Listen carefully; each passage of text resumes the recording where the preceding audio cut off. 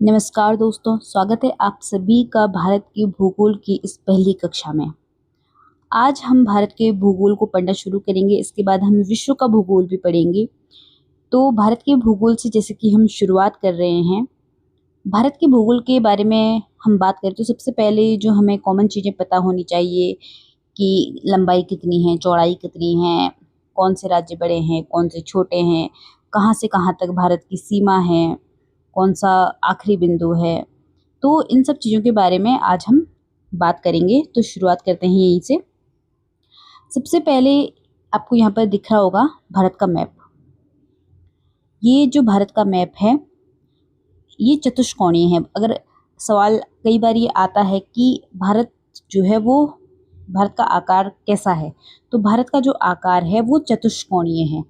ठीक है, चतुष्कोणीय कैसे है, जैसे कि ये यहाँ से यहाँ तक इसकी चौड़ाई है और ये यहाँ से यहाँ तक इसकी लंबाई है। तो लंबाई की अगर हम बात करें, उत्तर से दक्षिण होती है और चौड़ाई पूरब से यहाँ से पश्चिम होती है। तो पूरब से पश्चिम जो इसकी चौड़ाई है वो कितनी है, ये पूछा जाता है एग्जाम में। तो यहाँ पे लिखा हुआ है 2933 किलोमीटर, ये यहाँ पे लिखा हुआ है। ये भारत की पूरब से पश्चिम की लंबाई है, यानी कि ये। ठीक है, उत्तर से दक्षिण की बात करें, यानी कि ये जो है ये कितनी है, ये 3214 किलोमीटर है चौड़ाई। तो आपको ध्यान रखना है, सॉरी लंबाई है, ऊपर चौड़ाई थी। तो पूरब से पश्चिम चौड़ाई कितनी है, 2933, और उत्तर से दक्षिण में जो हमारी लंबाई है वो कितनी है, 3214 किलोमीटर। ये आपको ध्यान रखना है। इसके बाद जो सबसे मेन चीज आती है, सबसे पूर्वी सीमा, सबसे पश्चिमी सीमा, सबसे उत्तरी सीमा, सबसे दक्षिणी सीमा भारत की कौन सी है, उसके बारे में हम बात करेंगे।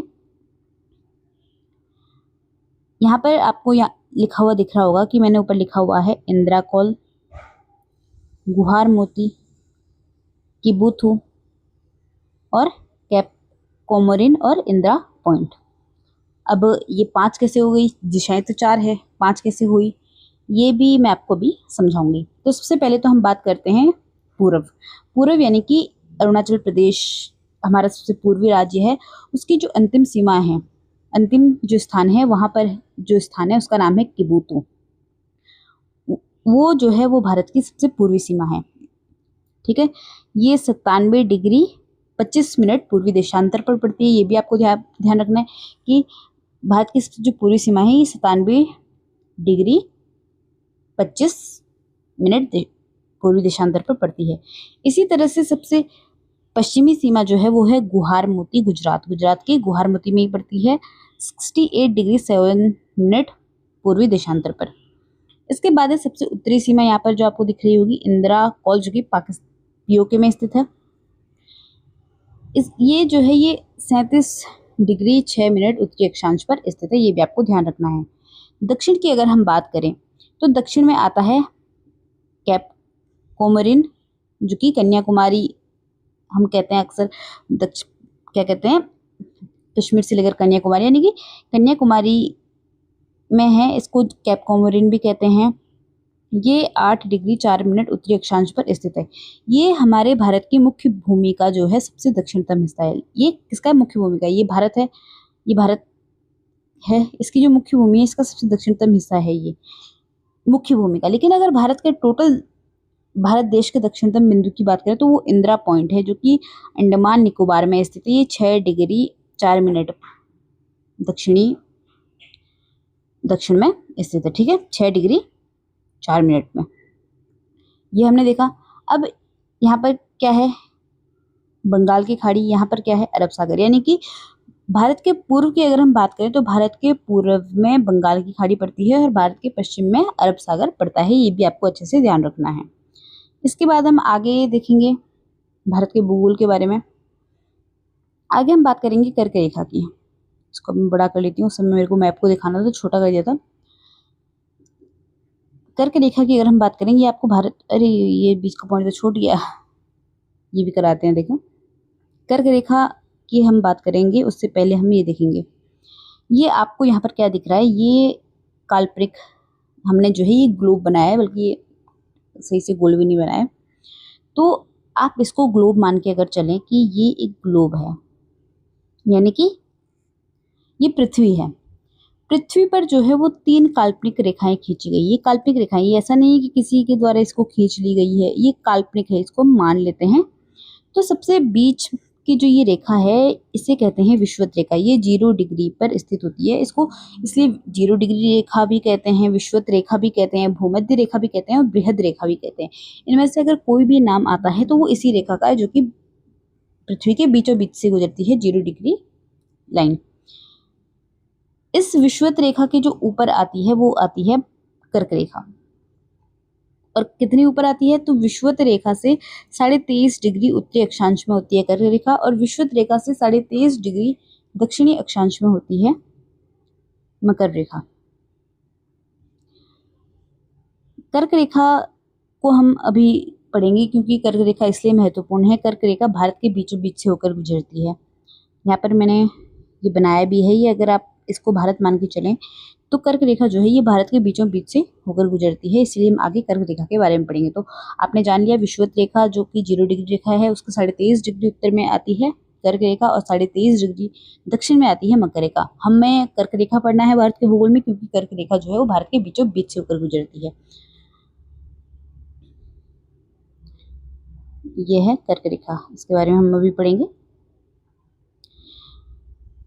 ये एक काल्पनिक रेखा है, जैसे कि मैंने इससे पहले भी आपको बताया कि ये जो रेखाएं हैं ये काल्पनिक रेखाएं हैं। ये कोई ऐसा नहीं है कि किसी के द्वारा पृथ्वी पर खींच दी गई है, ये काल्पनिक रेखाएं हैं। इसको मान लिया गया है भूमध्य रेखा से 23.5 डिग्री उत्तर में कर्क रेखा है, भूमध्य रेखा के उत्तर में स्थित है। ये भी हमने बात की, ये भारत के बीचों बीच से होकर गुजरती है। और भारत के बीचों बीच से होकर गुजरती है तो यानी कि भारत के कई राज्यों से होकर ये रेखा गुजरेगी। तो कितने राज्यों से होकर गुजरती है? 8 राज्य। उन 8 राज्यों के बारे में हमको पता होना चाहिए, तो वो ये हैं। सबसे पहले आता है गुजरात, फिर आता है राजस्थान, फिर आता है मध्य प्रदेश, फिर आता है छत्तीसगढ़, फिर आता है झारखंड, फिर आता है पश्चिम बंगाल, फिर आता है त्रिपुरा और फिर आता है मिजोरम। ये 8 राज्य आपको क्रमशः याद रखने हैं, क्योंकि पहले तो क्वेश्चन ऐसे आते थे कि क्वेश्चन इस तरह किससे बनते थे कि इनमें से कौन सा राज्य जो है वो कर्क रेखा पर स्थित है या फिर कर्क रेखा पर स्थित नहीं है। तो आपको किसी भी ट्रिक से आप याद कर लेते थे, जैसे कि बहुत सारी ट्रिक्स बनी हुई हैं, तो आगे पीछे वो चीज़ हो जाती थी। लेकिन अब आपको क्वेश्चन हमेशा इस तरह से बनेगा कि पूर्व से पश्चिम में या फिर पश्चिम से पूर्व में, तो आपको इसको ऐसे ही याद करना है। गुजरात, राजस्थान, मध्य प्रदेश, छत्तीसगढ़, झारखंड, पश्चिम बंगाल, त्रिपुरा, मिजोरम। थोड़ा समय लग सकता है याद करने के लिए, लेकिन आपको ऐसे ही याद करना है, क्योंकि क्वेश्चन अब ऐसे ही बनते हैं। अब ऐसे नहीं, बिल्कुल नहीं बनेगा कि कौन सा राज्य है। पूर्व से पश्चिम या पश्चिम से पूर्व लगाने को आ जाएगा, तो आपको क्रमशः ही इसको याद रखना है। तो कर्क रेखा के बारे में हमने पढ़ा, जो कि भारत के बीचों बीच से गुजरती है। अब आती है भारतीय मानक समय रेखा। सबसे पहले तो हम जानेंगे कि मानक समय रेखा क्या होती है। मानक समय रेखा होती है कि कोई एक जगह ऐसी है जहाँ से जो है पूरी पृथ्वी का समय मापा जाता है, उसको कहते हैं मानक समय रेखा। ये जो ली गई है ये कहाँ से ली गई? ये मेन जो पूरी पृथ्वी के लिए ली गई है वो ग्रीनविच से ली गई है। लेकिन अगर हम भारत के बारे में बात करें तो भारत के लिए जो भारतीय मानक समय रेखा है वो कहाँ से ली गई है? वो ली गई है प्रयागराज के मिर्जापुर से। प्रयागराज के मिर्जापुर से ली गई है। तो अब एक जगह से ली गई है, प्रयागराज का मिर्जापुर मेन है, तो ये ऐसे आती है, ठीक है। ये यहाँ पे थोड़ा ऐसे हो गया, ये हो गया प्रयागराज का मिर्जापुर, तो ये ऐसे होगी, ठीक है। अब कितने डिग्री पर ये स्थित है? तो भारत की अगर हम बात करें तो भारत में 82 डिग्री 30 मिनट पूर्वी देशांतर पर ये स्थित है।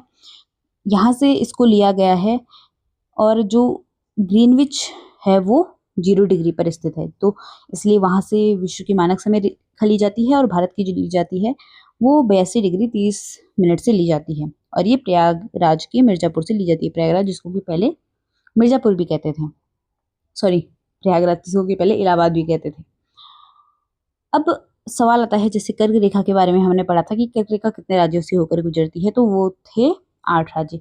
इसी तरह से सवाल आएगा कि भारतीय मानक समय रेखा कितने राज्यों से होकर गुजरती है, तो वो है ये 5 राज्य। इसको हम पढ़ेंगे यू से उत्तर प्रदेश, एम से मध्य प्रदेश, सी से छत्तीसगढ़, ओ से उड़ीसा, ए से आंध्र प्रदेश। इसको जो है वो कई लोग ऐसे ट्रिक बना के भी पढ़ाते हैं, जैसे मौका है एम से मध्य प्रदेश, ओ से उड़ीसा, यू से उत्तर प्रदेश, सी से छत्तीसगढ़, ए से आंध्र प्रदेश।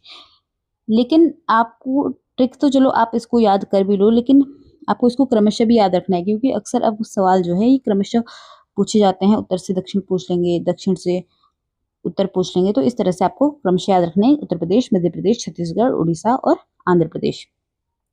82 डिग्री यहाँ पर जैसे लिखा है 82.5 डिग्री, इसकी अगर हम बात करें तो ये क्या होता है। जैसे हम ग्रीनविच की बात करें तो ग्रीनविच, जैसे कि मैंने आपको कहा, ग्रीनविच से ली गई थी 0 डिग्री वहां पे। अब भारत से ली गई 82 डिग्री 30 मिनट पे।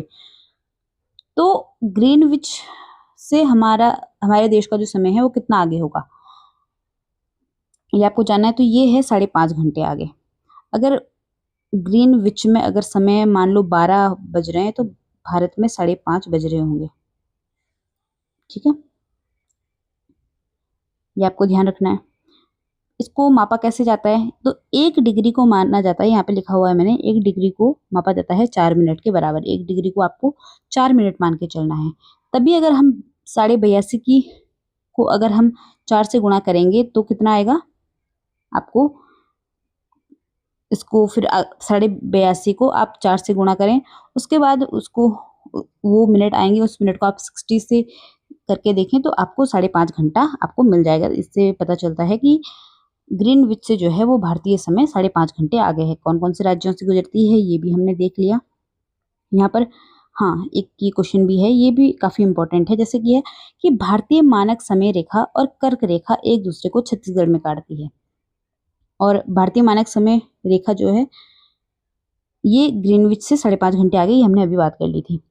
तो जो ये छत्तीसगढ़ में काटने वाली बात आती है, तो ये आती है कर्क रेखा। मान लो ये कर्क रेखा आ रही है, ये आ रही है भारतीय, क्या है ये, फिर से करना पड़ेगा। मान लो ये आ रही है कर्क रेखा और ये आ रही है भारतीय मानक समय रेखा। तो ये एक जगह पे यहाँ पर मिल जा रही है, तो ये कौन से राज्य में मिल रही है, ये छत्तीसगढ़ राज्य में मिल रही है, ये आपको ध्यान रखना है। इसके बाद थोड़ा हम आज और पढ़ेंगे, उसके बाद जो अगली चीजें होंगी वो अगली कक्षा में देखेंगे। ये शायद यहाँ पे थोड़ा ऐसे भी दिखने लग गया, कोई नहीं, मैं इसको बता दूंगी क्या लिखा हुआ है अगर आपको साफ नहीं दिख रहा होगा। तो भारत के सबसे बड़े जो 5 राज्य हैं उनके बारे में हम बात करेंगे। तो क्षेत्रफल के अनुसार देखेंगे, तो क्षेत्रफल के अनुसार जो सबसे बड़ा राज्य है भारत का वो है कौन सा, राजस्थान। दूसरे नंबर पर आता है मध्य प्रदेश, तीसरे नंबर पर आता है महाराष्ट्र, चौथे नंबर पर आता है उत्तर प्रदेश और 5वें नंबर पर आता है गुजरात। इसी तरह सबसे छोटे राज्यों की बात करें तो सबसे छोटा है गोवा, फिर है सिक्किम, फिर है त्रिपुरा, फिर है नागालैंड, फिर है मिजोरम। सबसे बड़े 5 जिलों के बारे में हम बात करें तो सबसे बड़ा जो जिला है भारत का वो है कच्छ, जो कि गुजरात में स्थित है। फिर दूसरे नंबर पर आता है लेह, जो कि लद्दाख में स्थित है। तीसरे नंबर पर है जैसलमेर, चौथे नंबर पर है बीकानेर और 5वें नंबर पर है बाड़मेर। ये तीनों ही राजस्थान में स्थित है। भारत के सबसे छोटे जिले की बात करें तो वो कौन सा है, वो माहे जिला है, जो कि पुदुचेरी का एक जिला है। पुदुचेरी जो कि केंद्र शासित प्रदेश है उसका जिला है, लेकिन केरल में स्थित है। केरल में स्थित माहे जो कि पुदुचेरी का एक जिला है, वो सबसे छोटा जिला है। अभी हमने पुदुचेरी के जिले की बात की कि माहे पुदुचेरी का जिला है, तो पुदुचेरी के अन्य जिलों की अगर हम बात करें तो पुदुचेरी के जो टोटल जिले हैं वो 4 है। 4 पुदुचेरी के जिलों की संख्या है, माहे है, यनम, पुदुचेरी और कराईकल। खास बात यह है कि जो पुदुचेरी के 4 जिले हैं वो अलग अलग राज्यों में स्थित है, जैसे कि माहे केरल में है, यनम आंध्र प्रदेश में है, पुदुचेरी और कराईकल जो है वो तमिलनाडु में स्थित है। तो आज के लिए इतना ही। आज हमने भारत के भूगोल को शॉर्ट में समझा, उसकी जो है वो पूर्वी पश्चिमी उत्तरी दक्षिणी बिंदु के बारे में जाना, भारत की लंबाई चौड़ाई के बारे में जाना, ठीक, कर्क रेखा के बारे में हमने बात की, भारतीय मानक समय रेखा के बारे में आज हमने बात की, और भारत के सबसे बड़े 5 राज्य, सबसे छोटे 5 राज्य और छोटे और बड़े जिलों के बारे में आज हमने बात की। इसके बाद जो चीजें भारत के भूगोल को लेकर आएंगी वो अगली कक्षा में आएंगी। तब तक आप इस वीडियो को जरूर से अच्छे से समझ लें। धन्यवाद।